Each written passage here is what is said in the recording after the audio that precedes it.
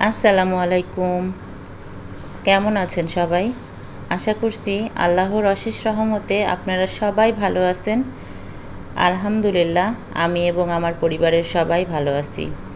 প্রচণ্ড গরম পড়েছে, তো এই গরমে কার কী অবস্থা অবশ্যই কমেন্টে জানাবেন। আমি মামনি, যশোর সদর থেকে বলছি। আপনারা দেখছেন মামনি ব্লগার। তো এত পরিমাণে গরম পড়েছে যে রান্নাঘরে বেশি সময়টা পার করাই মনে হচ্ছে এখন সবথেকে বড় যুদ্ধ হয়ে গেছে। এই গরমে রান্নাঘরে দাঁড়ানোই যাচ্ছে না, তারপরে বাসায় এসেই তো রান্নাঘরের কাজটাই দেখতেছি বেশি হয়ে গেল।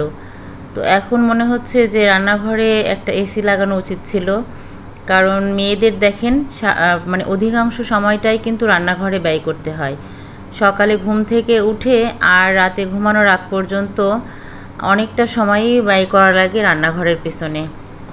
কারণ ছোট ছোট বাচ্চা যাদের আছে তাদের তো মানে প্রত্যেক ঘন্টায় ঘন্টায় রান্নাঘরে আসা লাগে। তো এই আর কি, এই অবস্থা। এখন গরমে রান্নাঘরে আমরা আমসুটকি হচ্ছে আর কি। আমরা মেয়েরা সন্ধ্যায় আমরা বাসায় ফিরেছি, আর বাসায় ফিরেই দেখতেছি যে প্রচণ্ড পরিমাণে সমস্ত মানে ফ্ল্যাটটাই একদম ময়লায় একটা স্তর পড়ে গেছে। বুঝি না যে বাসা থেকে যখন চলে যায় তখন এত পরিমাণে ক্লিন করে রেখে যায়, আর বাসায় ফিরেই দেখি যে মানে সমস্ত কিছুই একদম এক পর্দা পড়ে গেছে ময়লায়। তো এত ময়লা কোত্থেকে আসে এই আটকানো রুমের ভিতরে, এটাই আমি ভেবে পাই না। তো কী আর করার, এসে তো ওই অবস্থায় আমি ড্রেস চেঞ্জও করি নাই, ওই ড্রেসেই রান্নাঘরে ঢুকে পড়েছি। আর আমার ছেলে মেয়েরা ওরা কিছুটা রুমের কাজ করতেছে, ক্লিনের কাজ আর কি। আর আপনার ভাইয়া সেও ক্লিনের কাজ করতেছে, সেও বসে থাকে না, বাসায় এসে সে কাজ করতেই থাকে। তারপর আমি তো রান্নাঘরে ঢুকে গেছি, কারণ আমার তো রান্না করা লাগবে, রাতের খাবার তো নাই, সেই জন্য রান্নাঘরে ঢুকে গেছি। তো এখানে আমি এসেই ফার্স্টে বাবুর ভাত বসিয়ে দিয়েছিলাম, বাবুর ভাত হয়ে গেছে। আর এদিকে আমাদের ভাতটাও রাইস কুকারে দিয়েছি। তারপর পাশের চুলায় একটু ভুড়ি রান্না করতেছি, আর রান্না করেছি ইন্ডাকশনে দিয়েছিলাম নিহারি। তো নিহারিটাও, কারণ আপনাদের ভাইয়া আবার কালকে হয়তো বা থাকবে, পরশু চলে যাবে। তো ওকে ছাড়া তো আসলে খেতে ভালো লাগে না, যতই সে ওদিকে খাক না কেন। তারপরেও বাসা থেকে আমরা কিছু খেলে তার জন্য মানে তাকে না খাইয়ে আমরা খাবো, এটা আসলে ভালো লাগে না, মন থেকে মেনে নিতে পারি না। সেটা যাই হোক না কেন, যে কোনো খাবারই, মানে ডাউল রান্না করেছি সেটা খুব মজা হয়েছে। তো আপনাদের ভাইয়াকে খুব মিস করি, যেহেতু সে থাকে না বাসায়, এই জন্য। তো রান্না করতে করতে আমার প্রচণ্ড গরম লাগতেছিলো। আপনাদের ভাইয়া আবার আমাকে বললো যে এসে রুমে একটু বসো, ঠান্ডা হয়ে যাও। তা আমি আর বসি নাই, আমি শুনতে আসছি যে কি বলতেছো। তো সে যখন বললো এখানে বসো, তা আমি বললাম যে না না, আমি বসবো না, কারণ একবার ভিতরে গেলে আমার আর মনে হবে না যে আমি বাইরে যেয়ে কাজ করি। তো আমি আগে সব বাইরের কাজ শেষ করে একবারে গোসল টোসল করে ফ্রেশ হয়ে তারপর রুমে আসবো। এটা বলে আমি আবারও বাইরে চলে এসেছি।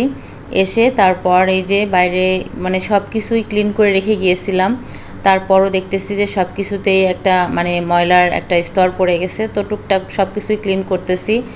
আর হেল্পিং হ্যান্ড আমার যে আছেন তাকে বলেছিলাম যে একটু এসে আমার ঘরটা একটু মুছে দিয়ে যান।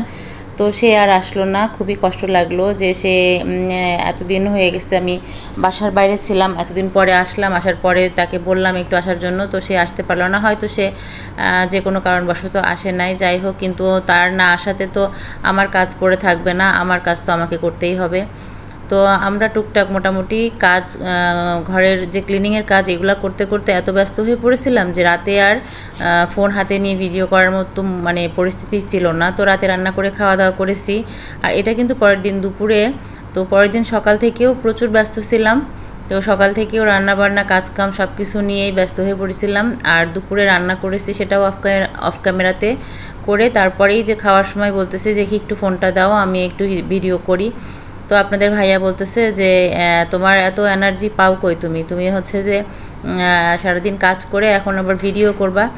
তা আমি বলতেছি না, আমি একটু করি, তুমি দাও, এটাই তো আমার কাজ এখন। তো আজকে রান্না করেছি, আপনাদের ভাইয়া তো সবজি প্রেমী, সে সবজি পছন্দ করে। আমি কাঁচা কাঁঠাল দিয়ে এঁচড় রান্না করেছি, তারপর লাউ শাক রান্না করেছি শোল মাছ দিয়ে। আর শোল মাছটা মশলা দিয়ে একটু ভুনা করেছি। শোল মাছ, জিয়েল মাছ, এইসব মাছ আপনাদের ভাইয়ার খুব পছন্দের। তো সে যখন আসে তো তার জন্য আর কি এইভাবেই রান্না করলাম। আর রান্না টান্না করে আমরা খাওয়া দাওয়া করেছি। তারপর হচ্ছে দুপুরে রান্না করার আগে আর কি দুপুরে একটা চাচা আসছিল, বয়স্ক লোক, সে এইগুলা নিয়ে আসছে বিক্রি করার জন্য। তো আপনাদের ভাইয়া আবার আমাকে ডাক দিল, বলল যে তুমি হচ্ছে এগুলা লাগবে কিনা দেখো, লাগলে নিতে পারো। অনেক মানে অল্প দামে আর কি এগুলো সেল করতেছিল চাচা। তো এক পর্যায়ে জানা গেল যে সে হচ্ছে আমার শ্বশুরবাড়ি এলাকার দিকে তার বাড়ি। তো তারপর আমি মোটামুটি অনেক কিছুই নিয়ে নিলাম। এই যে এগুলা অনলি 20 টাকা করে বিক্রি করতেছিল, সে 20 টাকা 25 টাকা এরকম করে দাম। আসলে এগুলো তো আমাদের যশোরে মার্কেটে যে কিনতে গেলে প্রত্যেকটা পিস মানে পার পিসই 50 টাকা 70 টাকা এরকম করে দাম নেয়। তো চাচার কাছে 20 টাকা করে পার পিস পেয়ে আমি বেশ অনেকগুলো নিয়ে নিয়েছি। আর সাথে একটা কাঠের ফুলদানিও নিয়েছি, তো সেটার ভিডিও করা হয় নাই। তো যাই হোক এই আর কি। তারপর সন্ধ্যার পরে কিন্তু একটু বাইরেও যাওয়া হয়েছিল বাচ্চাদেরকে নিয়ে। তারপর ওখানে একটু খাওয়া দাওয়া করে বাসায় চলে আসছি। তো আজকের ভিডিওটা কিন্তু এ পর্যন্তই। আপনারা সবাই ভালো থাকবেন, সুস্থ থাকবেন, আমার জন্য দোয়া রাখবেন। আল্লাহ হাফেজ।